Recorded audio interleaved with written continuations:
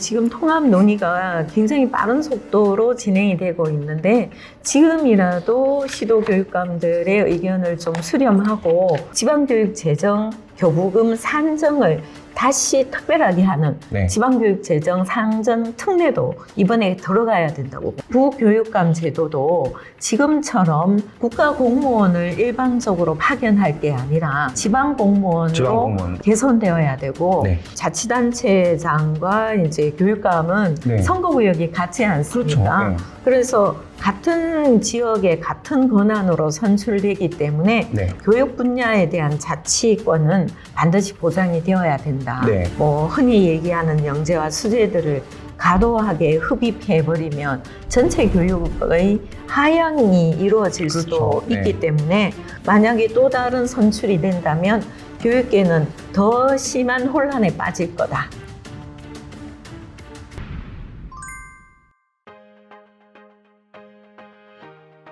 안녕하십니까. 더해두 지성배입니다. 각 지역교육을 이끄는 교육감협의체인 전국시도교육감협의회가 올해 대한민국 교육감협의회로 명칭을 바꾸고 제2의 도약에 나섰습니다. 강은희 대구교육감이 회장을 맡은 지 1년 7개월이 지나고 있는데요. 그새 정권은 바뀌었고 앞날에는 지방선거라는 중차대한 일정이 있습니다. 교육계에서는 광역시도 통합과 학령인구 감소, 지역소멸, 교육재정, 그리고 입시, 교육의 디지털화 등 다양한 아젠다가 켜켜이 쌓이고 있는데요. 이에 더해두는 새 학년 시작을 앞두고 강은희 대한민국 교육감협의회 회장님을 모시고 우리나라 교육계에 닥친 이슈를 진단, 그리고 교육이 나아가야 할 방향에 대해서 해안을 얻고자 합니다. 옆에 강은희 대한민국 교육감협의회 회장님 모셨습니다. 안녕하십니까? 반갑습니다. 대한민국 교육감협의회 회장, 대구광역시 교육감 강은희입니다. 독자 여러분, 새해 복 많이 받으십시오. 그리고 앞으로도 늘 꾸준히 유초, 중등 교육에 많은 관심을 가져주시면 고맙겠습니다. 연 5회 교육감 총회를 개최하고 있고요. 미래 세대의 교육을 위해서 매우 심도 있는 논의를 지속하고 있습니다. 그리고 무엇보다도 지방교육 자치 강화를 위해서도 애쓰고 있다는 말씀을 드립니다. 이렇게 더 에듀에서 교육에 관심을 가져주시고 현장의 여러 가지 내용들을 실제적으로 잘 담아주셔서 너무 감사합니다. 그리고 더 에듀 뉴스를 관심 있게 보면서 또 정책 대안까지 잘 제시를 해주시니까 대한민국 교육감 사무국에서도 이 더 에듀 뉴스를 보고 정책에 많은 도움을 갖고 있습니다. 2024년 7월이었습니다. 대한민국 교육감협의회 회장 취임 이후에 벌써 1년 7개월이라는 시간 보내고 계시잖아요.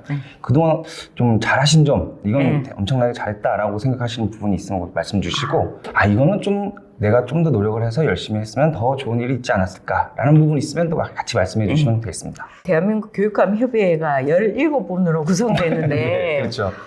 회장 되는 게 쉽지 않아요.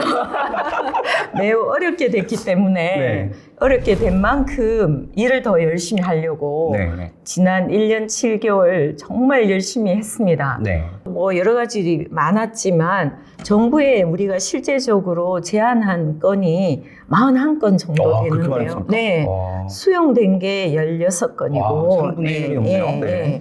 정부가 바뀌어지면서 지방교육 재정에 대한 이슈가 굉장히 컸었습니다. 24년도에는 담배 소비세 일몰 때문에도 굉장히 많이 이제 중앙정부와 국회를 접촉해서 일몰을 좀 연장했었고요. 맞습니다. 또 작년에는 지방 재정에 대한 움직임, 재편성 논의가 있어서 그런 부분을 적극적으로 해명하는 데도 많은 노력을 했었고 특별히 지금 정부에서 교원 정원이 상당히 축소될 위기에 있었는데 추가로 교원 정원을 배정했던 것, 이런 것들은 좋습니다. 본격적으로 현안 질의에 앞서서 우리 독자분들께서 강은희 회장님이 어떤 분이신지 좀 파악을 해야 되지 않겠습니까?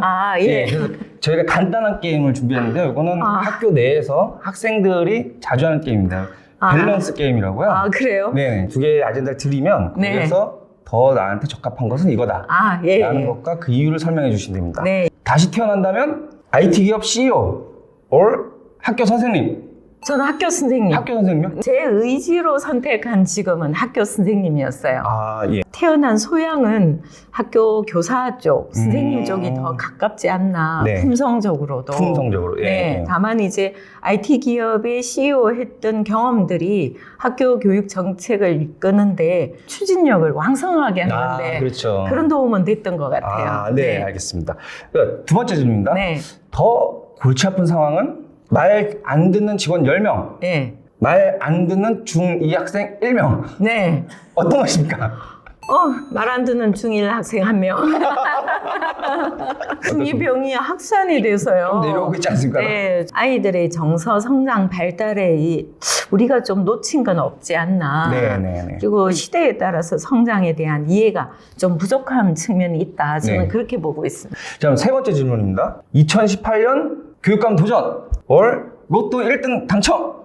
네, 교육감 당선. 교육감 당선이니까 네. 2018년 교육감 당선. 네. 그 이유가 IT 기업 CEO도 정말 우연히 하게 됐고요. 네네. 그 이후의 직업들은 사실은 의지적인 것보다 조금 상황적 여건이 더 많았던 것 같아요. 네. 그러다가 교육계로 돌아온 거는 분명히 저의 의지였던 것 같아요. 제가 하고 싶었던 일이고 의지를 가졌던 일이기 때문에 네. 로또 당첨보다는 네, 교육감이 훨씬 더 제가 바랬던 일입니다. 자, 박수 한번 주시죠. 모험가 아닙니까? 네, 지금 답변들 다 보면은 학교 선생님, 말 안 듣는 중2 학생, 학생이죠. 네, 그리고 교육감 도전. 다 교육과 연결되어 있는 그 아젠다들을 선택을 해주셨습니다. 대한민국 교육계 대표자다운 그런 답변이라고 저희가 인식을 할 수 있을 것 같습니다. 저희 독자님들도 그렇게 이해를 하실 거라고 저는 믿습니다. 네. 바로 본격적으로 이제 광역시도 통합 이야기 제가 카드를 3개 준비했거든요. 자, 보시면 여기 동그라미 세모 X로 되어 있습니다. 어느 정도의 심각한 문제라고 생각하시는지 상황 중 하루 이렇게 뽑아주시면 될 것 같습니다. 지금 현재 광역시도 통합이라는 거대한 물결 앞에 서 있는데요. 우선 초광역시도의 탄생이 어느 정도의 교육계는 파급력이 있을지 상중하로 한번 뽑아주시면 감사하겠습니다. 저는 뭐 심하다고 보거든요. 굉장히 심하다. 네. 예. 초강력권에 해당이 되면 우선 아이들 학생 수가 굉장히 많이 늘어나요. 그렇죠. 교육 시스템의 변화도 직접적으로 올 거라고 생각하거든요. 맞습니다. 그래서 이게 긍정적으로 가느냐 아니면 이게 좀 후퇴할 거냐 교육도 같이 발맞추어서 그 목적 달성이 될 거냐 네. 굉장히 중요한 문제이죠. 수도권 지역이 대한민국 인구의 2분의 1 이상을 넘어버렸어요. 네, 이미. 맞습니다. 네. 경제권, 산업, 모든 분야, 심지어 대학 교육까지도 그 수도권에 다 쏠리고 있는데 어쩌면 50%가 아니라 70%, 80%까지도 수도권에 대한민국은 몰릴 가능성이 많은데 네. 지역으로 당겨내리는 역할을 하지 않으면 대한민국 소멸도 가능하다. 네. 이렇게 보거든요. 이 초강력권 경제 그리고 산업 그리고 행정권을 만들어서 지방으로 이양을 확실하게 하는 것, 행정통합의 근본적인 취지라고 보거든요. 네. 인구가 줄어드는 것에 비해서 아이들이 줄어드는 폭이 더 크거든요. 네. 그러면 행정기관보다 교육기관이 더 먼저 없어질 수도 그렇죠. 있습니다. 네. 뭐 극단적인 비유이긴 하지만 네. 그런 입장에서 봤을 때 초강력권으로 묶으면서 이 핵심 중핵들을 만들어가는 게 네. 지금 대한민국은 필요하지 않나 네. 이런 생각입니다.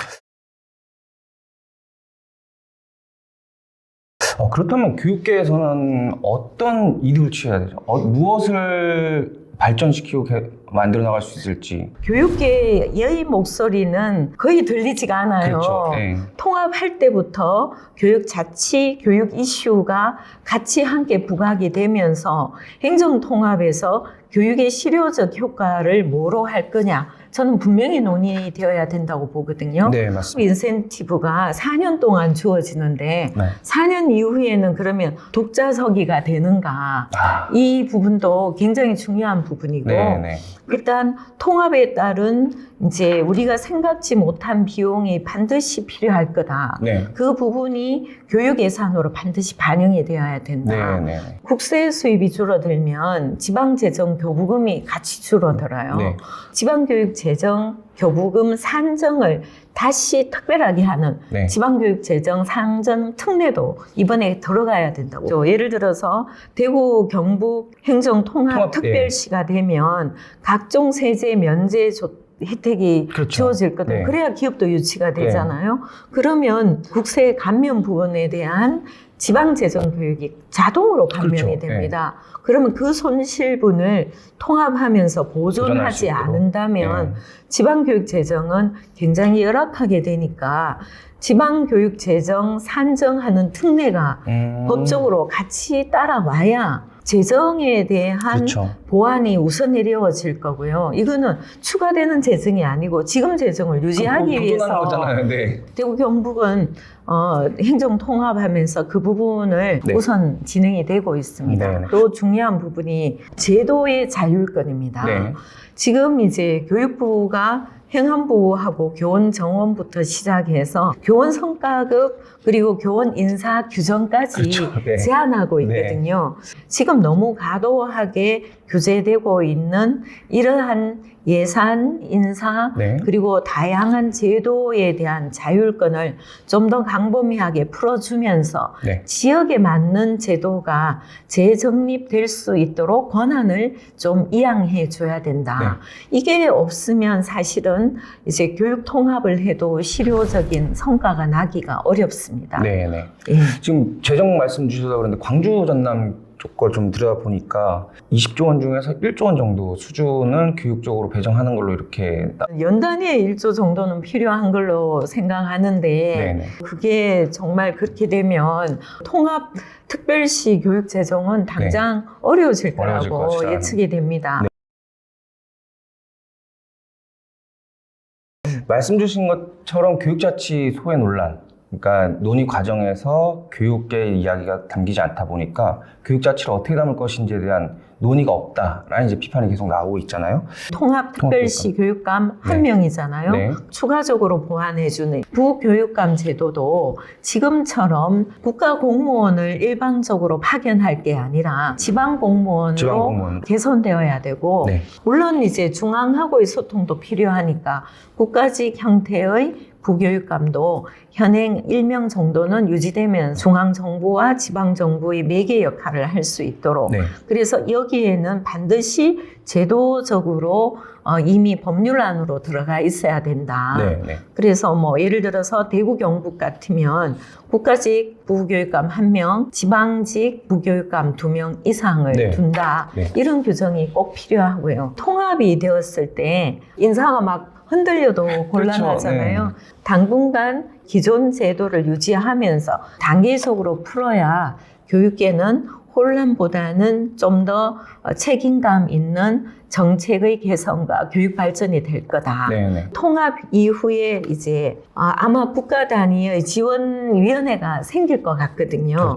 발족이 되었을 때 통합특별시장은 당연적 위원으로 될 가능성이 있는데 그러면 통합특별시 교육감도 당연직 위원으로 들어가서 이 작업을 같이 해야만이 세부적인 제도가 같이 정착이 될 수 있다. 자치단체장과 이제 교육감은 선거구역이 같지 않습니까? 그래서 같은 지역에 같은 권한으로 선출되기 때문에 교육 분야에 대한 자치권은 반드시 보장이 되어야 된다. 이렇게 보고 있죠.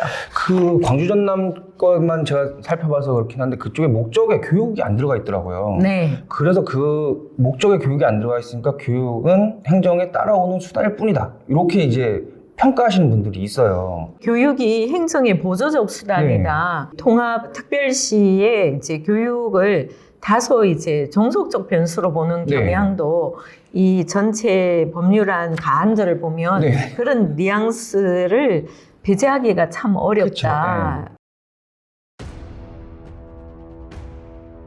통합특별시 입장에서 이제 교육계에 이제 늘 바랐던 부분들이 원하는 곳에 원하는 학교를 좀 설립을 했으면 좋겠다. 전체 줄어드는 학령 인구에 대한 대비와 이 또 수요에 대해서 우리가 적극적으로 탄력적으로 대응을 못한 측면은 있어요. 설립의 한계가 일단 교육부가 이 설립의 권한을 갖고 있고 네. 각 시도 자치단체에서 보면 과학영재고를 설립할 네. 때는 교육비를 충분히 지원하겠다 네. 하고는 그 뒤로는 싹 그게 들어가 버렸거든요. 네. 그러면 마지막 부담은 교육청으로 오게 되죠. 그렇죠. 학교가 늘어나는데 교육 재정은 그대로 있기 때문에 그런 부분에 대한 부담이 네. 굉장히 컸었고 네네. 이전 재배치하고 그리고 학교의 성격을 바꾸는 방법도 네, 있거든요. 그런 형태로 이제 자치단체와 교육청이 좀 더 활발하게 논의를 해야 된다. 네. 무조건 필요한 학교를 설립해야 된다는 쪽으로 기울어지게 된다면 학령 인구는 감축되고 학교 수는 굉장히 계속 늘어나고 네. 이런 기형적 상황이 될 수 있기 때문에 네네. 이런 거를 설계할 때는 좀 더 전문적이고 현실 가능한 방안을 제안하고 네. 도출을 해야 된다. 네. 사실 이게 이제 법으로 들어가면 이제 선출직인 자치단체장이 그 목적과 필요성 때문에 경쟁적으로 유치가 될 수도 있거든요. 네. 그럴 가능성도 충분히 있어서 교육의 염려도 네. 저는 이해가 되고 저도 염려를 하고 있거든요. 네. 그래서 특목고나 이제 영재고를 무조건 설립할 게 아니라 재배치, 특정 학교가 뭐 흔히 얘기하는 영재와 수재들을 과도하게 흡입해버리면 전체 교육의 하향이 이루어질 수도 그렇죠. 있기 네. 때문에 그 부분을 적절하게 조절하면서 네. 전체 교육 수준을 높이는 쪽으로 가는 게 지금은 시대적으로 맞지 않나. 네. 교육장까지도 직선제로 좀 뽑으면 어떻겠냐 제안들이 있는데 공모제를 하면 임기가 4년이고 네. 또 공모하는 교육장이 정말 이제 선출된 교육감과 정책적으로 완전 합치해서 이게 제대로 된 정책을 할 수 있을지에 대해서는 정말 그렇죠. 상당히 우려되고 있는 입장이거든요. 네네. 저는 교육장 공모제는 지금 현재도 제도가 있습니다. 네. 그런데 현 교육감님들이 제도를 시행하지 않는 이유는 교육장 공모가 한계가 있고 네. 그리고 이제 그 현 시스템 내에서 공모 교육장이 정말 제대로 할 수 있느냐 몇 개 지역에서 하다가 네. 다 멈춰버렸거든요. 그렇죠. 맞습니다. 네. 그래서 멈춘 이유가 뭘지에 대해서 냉정하게 분석을 해야 되고요. 네. 교육장이 정말 선출이나 공모에 의하면 또 다른 형태의 권력 구조의 분산이 그렇죠. 되어서 네. 교육지원청은 제대로 굴러가지 않는다. 네. 이런 얘기가 될 수도 있거든요. 그렇죠. 교육력을 어떻게 하면 높여줄 것인가. 선생님들은 어떻게 더 많은 학습과 연구를 통해서 아이들을 제대로 지원해 줄 수 있는가. 네. 그래서 제도적으로 학교 스스로를 운영할 수 있는 능력이 어느 정도 가능한가. 이게 핵심이거든요. 그렇죠. 교육지원청도 같은 맥락에서 봐야 될 것 같습니다. 그래서 저는 공모제나 만약에 또 다른 선출이 된다면 교육계는 더 심한 혼란에 빠질 거다. 지금보다 교육지원청을 좀 더 세분화해서 나눌 필요는 있을까요? 저는 네. 이제 합종 연행이 좀 되어야 된다고 봅니다. 네네. 소수의 학생이 있는데 교육지원청이 있기도 하고 네, 그렇죠. 좀 가대한데 교육지원청이 하나의 지원청으로 있기도 하거든요. 네. 이런 부분을 좀 더 효율적으로 해서 네. 재배치하면서 네. 궁극적으로 교육을 더 지원해 줄 수 있는 구조로 가야 된다. 네. 논의 과정에서 아니면 교육계 입장에 어떻게 좀 들어가야 되는지 그거 마지막 말씀을 한 말씀 해주시고 네, 지금 통합 논의가 굉장히 빠른 속도로 진행이 되고 있는데 지금이라도 시도 교육감들의 의견을 좀 수렴하고 중앙정부 차원에서 국회 차원에서 이런 교육계의 염려를 충분히 이해하고 공감해서 반드시 네. 법률적으로 보완되어야 된다고 생각합니다. 네, 알겠습니다. 강은희 교육감님께서 행정통합 관련된 해안들을 많이 주셨는데요. 대한민국 교육계, 지방 이제 행정통합 진행하는 곳들, 그리고 국회, 정부가 강은희 교육감님, 강은희 회장님의 말씀을 좀 새겨 들어서 잘 반영해주면 좋겠다라는 말씀을 드려보겠습니다. 네, 잘 부탁드립니다. 네, 잘 부탁드립니다. 네.